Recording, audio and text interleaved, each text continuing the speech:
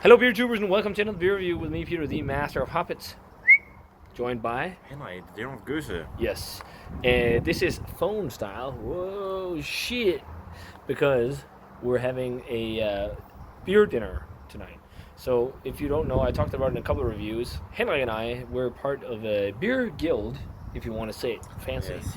or a beer club that we made with some friends. We made when we were in the early 20s. We've had it for almost 5 years now. Which is an excuse for a lot of us to meet still and drink great beer and cook great food. So it goes on turn, and then someone hosts the dinner, makes some good food, and pairs it with some good beer. And for this dinner, we brought an extra beer that we were supposed to have at Henrik's dinner. Yeah, last time, yeah. But it didn't get there in the mail. And as you see by the title, it's a Lambic. And I thought this was worthy of a review because it's quite unique. And, well, I won't sit and drink 3 liters of Lambic on my own. So I thought, hey, try to do that. We're doing it in this dinner. And then we thought we should do a quick review on the phone. That's why the format is so crazy.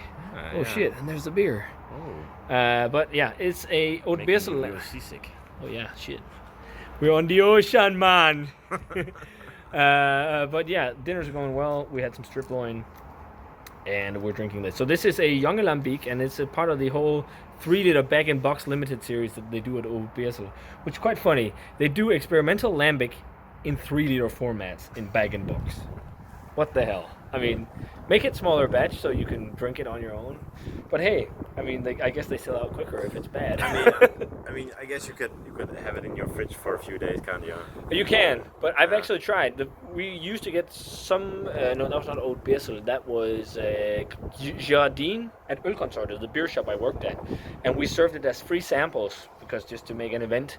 And it was sitting in the shop for over 1.5 to 2 weeks. And towards the end, it was so funky. It was like almost undrinkable. It was so weird. It develops oddly. I think it's like with a regular 5-liter but a 5-liter steel, mini keg. Drink it as quickly as possible. Yeah. Because this is within 2 weeks. Yeah. Well, I think it on the bag or box it just drinks as fresh as possible. But you see it right there. It's a hazy colored lambic, and this one is the one that they make infused with Lapsang Souchong tea. So it's a young lambic, aged on oak, infused with Lapsang Souchong tea, which is smoked Chinese tea. And, well, it's hazy and orange. Yeah. And actually, dark orange, almost brown, actually. I do have a little bit of head. There's a little bit of carbonation. Yeah. It's almost still, but check out the aroma. We already tried it, but it's smoky and minty. Oh, yeah. Very smoky. It's like... if you've ever had the bubblegum called Jenke, it's kind of like that, but a smoky version.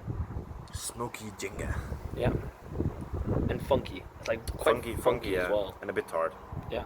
It's not smelling super sour, but no. That smoke is not for everyone. And some of our friends in the beer guild smelled it and tried it, and they're like, what the hell is this smoky lambic? It's not Rauchbier, but it's getting there. It's getting there, yeah. It's I think they use a lot of the tea in here but it's also like this minty, weird, herbaceous smokiness. It's not the same smoke as you get in a Rauchbier. No, not at all. Because especially with the because of the tea. Yeah, because of the tea and because of the beer style as well. Yeah, I mean, let's try it. Yeah, let's do it. Cheers.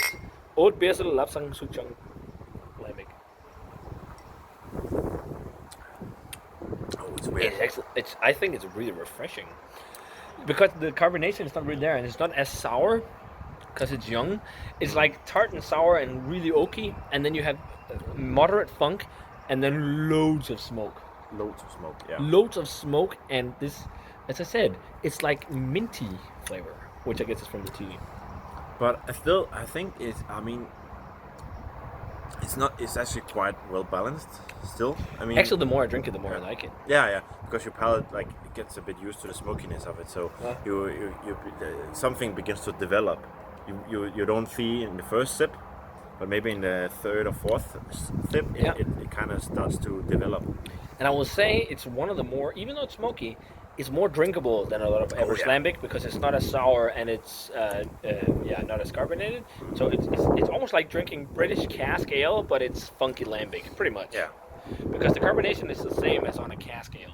Hopefully the wind is not too bad, by the way. That's a bit fishiness, but Yeah, but just light. And it's very nice actually. And then it's quite pleasant. yeah, and it has this black tea and smoky and minty herbaceous flavor paired with sour and woody and funky flavor. But I would definitely say this is not a beer for everyone.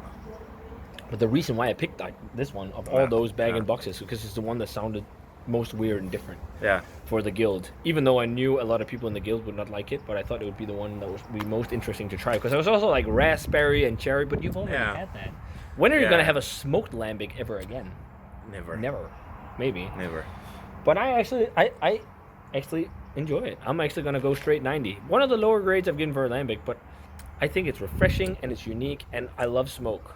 So the mintiness maybe I could be without, but otherwise I like this combination of smoky, woody, oaky, woodsy funk. It's like earthy, woody funk mixed with smoke, and I think that pairs kind of well. And then like this nice bright tartness, which is like lemony, slightly stone fruity.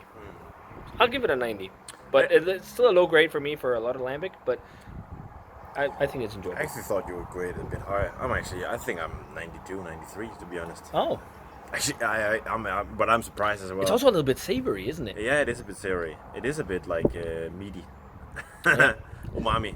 A bit umami, actually. I could maybe, go a little bit higher, but I was thinking like around at least early 90s. Yeah. And I would also say 92 is not too far off. I'd give it like a 4 on Untappd. I think it's a fun beer, fun lambic, something you're never going to try again.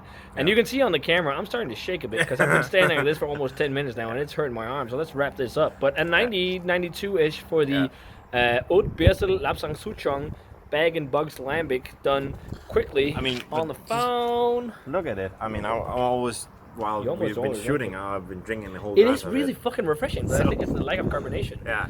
But yeah, good stuff. If you had a chance to try it, guys, let us know what you thought of it. It's been around Europe. You can still get it on some web shops, like Kiosk, for example, but check it out.